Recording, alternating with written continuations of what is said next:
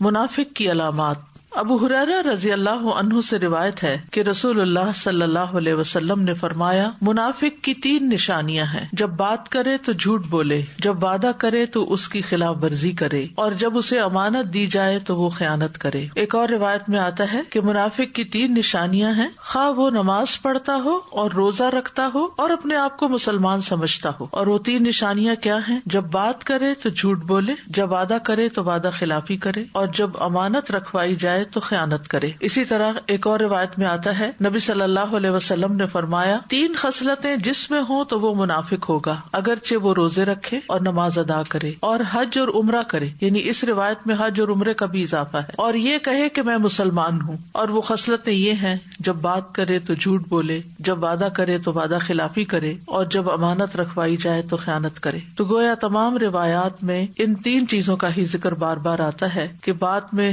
منافق جھوٹا ہوتا ہے اور وعدہ پورا نہیں کرتا اور امانت پہ خیانت کرتا ہے۔ منافق دراصل وہ ہوتا ہے جو شر کو پوشیدہ رکھتا ہے اپنی غلطی کو چھپانے کے لیے، اور خیر ظاہر کرتا ہے، اوپر سے بہت اچھا بنتا ہے، اپنی باتوں سے دوسروں کو بیوقوف بناتا ہے۔ اسی طرح وہ اپنے کفر کو بھی چھپاتا ہے اور بظاہر اسلام کا اظہار کرتا ہے، اور اگر ایک طرف سے اس کو کوئی مشکل پیش آ رہی ہو دین کی وجہ سے یا کسی انسان سے، تو دوسری طرف یعنی اپنا وے آؤٹ بنا لیتا ہے، چاہے جھوٹ بول کے ہی کیوں نہ ہو۔ منافقت 2 طرح کی ہوتی ہے، ایک اعتقادی منافقت اور ایک عملی منافقت۔ اعتقادی منافقت یعنی عقیدے کی منافقت کیا ہے کہ انسان اپنے دل میں کفر کو چھپائے، یعنی دل میں اس کے اللہ پر ایمان نہ ہو، آخرت پر ایمان نہ ہو، فرشتوں کے بارے میں نہ ہو، یا ان کے بارے میں ڈاؤٹس ہوں، یا وہ ان کو کچھ سمجھتا نہ ہو، ان کا کوئی ادب نہ کرتا ہو۔ قرآن مجید کا جب ہم مطالعہ کرتے ہیں تو سورۃ البقرہ کے آغاز میں جو 3 گروہوں کا ذکر ہے، اس میں متقین کے بارے میں صرف 4 آیات ہیں،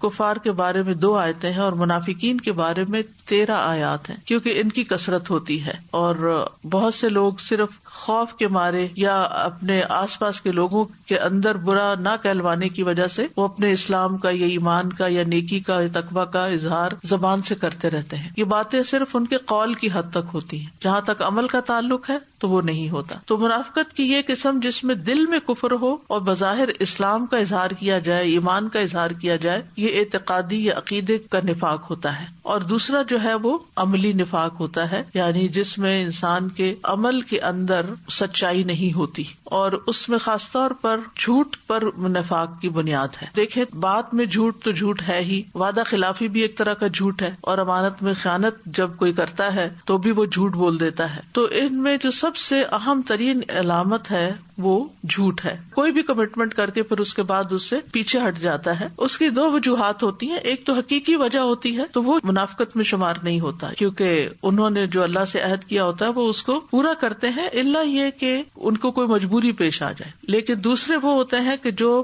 نہ وعدہ کرتے ہوئے سوچتے ہیں کہ وہ کیا وعدہ کر رہے ہیں، اور نہ ہی وعدوں کا پاس رکھتے ہیں، اور پھر عموماً منافق جو ہیں وہ بھلائی کے کاموں کا جو وعدہ کرتے ہیں وہ نہیں پورا کرتے، یعنی دنیاوی کاموں میں جہاں ان کا اپنا انٹرسٹ یا مفاد ہوتا ہے وہاں تو پھر بھی وہ اپنے کمٹمنٹ نبھا لیتے ہیں، مثلا اپنی جاب کی کمٹمنٹ ہے یا بزنس ڈیل کی ہے تو اس میں وہ پیچھے نہیں رہتے، لیکن اگر ان کو اللہ کے راستے میں کچھ خرچ کرنا پڑے، اپنی جان مال وقت، یا یہ کہ کسی کی کوئی مدد کرنی ہو دینے میں یا خیر کے کاموں میں، وعدہ خلافی کرتے ہیں۔ اور اسی طرح تیسری جو صفت ہے ان کی، اور جب ان کو کوئی امانت دی جاتی ہے، امانت دار بنایا جاتا ہے، چاہے وہ کسی مال کا امانت دار بنایا جائے یا کسی بات کا، کسی کا کوئی راز ہو، دونوں صورتوں میں وہ اس میں خیانت کر جاتے ہیں۔ تو یاد رکھیے، جہاں تک اعتقادی منافقوں کا تعلق ہے تو وہ جہنم کے سب سے نچلے گڑھے میں ہوں گے، چاہے وہ نماز پڑھے، روزہ رکھے، کچھ بھی کرے۔ تو ہم سب کو بھی یہ دیکھنا چاہیے کہ ہم اسلام کو صرف فار گرانٹیڈ نہ لیں، یا پھر اسلام کو صرف ایک ریچول کے طور پر نہ لیں، بلکہ اللہ اور اس کے رسول کے ساتھ خالص اور مخلص ہونا جو ہے یہ بہت ضروری ہے، کہ اپنے دل کے اندر ان کی محبت ہو اور ان کی قدر ہو، ان کی عظمت ہو، ان کی بات سب کی باتوں سے زیادہ اہم ہو، قرآن و سنت میں جو کچھ آیا ہے اس کے بارے میں کوئی شک و شبہ نہ ہو۔ اگر کوئی وسوسہ پیدا ہو جائے تو انسان اس معاملے کی، دین کی، اس حکم کی تحقیق کر لے اور اس کے بارے میں اپنے آپ کو سیٹسفائی کر لے، لیکن بیچ میں لٹکے رہنا جو ہے یہ درست نہیں ہے، کیونکہ یہ انسان کے عقیدے کی خرابی کی طرف لے جاتا ہے۔ اسی لیے پھر ایسا شخص بظاہر اگر اوپر سے دوسروں کو دکھانے کے لیے کوئی دینی کام کر بھی رہا ہے، تو چاہے وہ جہاد جیسا کام ہو یا کوئی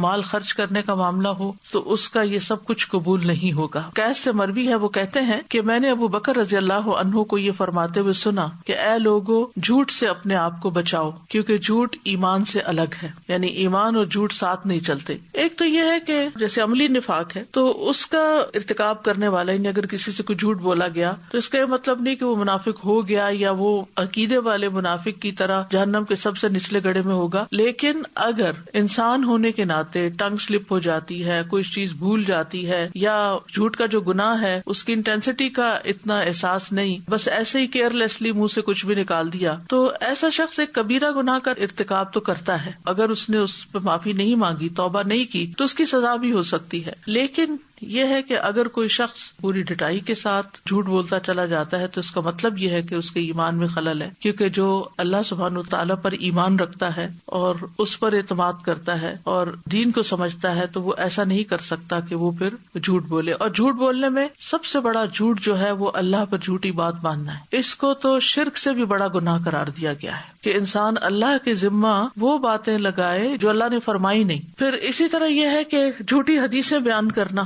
نبی صلی اللہ علیہ وسلم نے فرمایا کہ جو مجھ پر جان بوجھ کے جھوٹ بولے اسے چاہیے کہ اپنا ٹھکانہ آگ میں بنا لے. اسی طرح من گھڑت دین پیش کرنا اور دین کے نام پر، اللہ کے نام پر غلط بیانی کرنا، تو یہ ایمان کی کمزوری کی علامت ہے جس کی اصلاح بہت ضروری ہے. رسول اللہ صلی اللہ علیہ وسلم نے فرمایا اگر تم پسند کرتے ہو کہ اللہ اور اس کے رسول تم سے محبت کرے تو 3 عادتوں پر محافظت کرو. نمبر 1 سچی بات، نمبر 2 امانت کی ادائیگی، اور نمبر 3 اچھی ہمسائیگی. اسی طرح یہ ہے کہ وعدہ پورا کرنے والے سے جنت کا وعدہ کیا گیا ہے. نبی صلی اللہ علیہ وسلم نے فرمایا مجھے اپنی طرف سے 6 چیزوں کی ضمانت دو تو میں تمہیں جنت کی ضمانت دیتا ہوں. بات کرو تو سچ بولو، وعدہ کرو تو پورا کرو، جب تمہیں امین بنایا جائے تو امانت کا حق ادا کرو، اپنی شرمگاہوں کی حفاظت کرو، اپنی نظروں کو جھکا کر رکھو اور اپنے ہاتھ روک لو. اور جہاں تک امانت میں خیانت کا تعلق ہے تو امانت اور خیانت ایک دل میں اکٹھے نہیں ہو سکتے. نبی صلی اللہ علیہ وسلم نے فرمایا کسی آدمی کے دل میں ایمان اور کفر اکٹھے نہیں ہو سکتے، اور نہ ہی جھوٹ اور سچ اور نہ خیانت اور امانت اکٹھے ہو سکتے ہیں،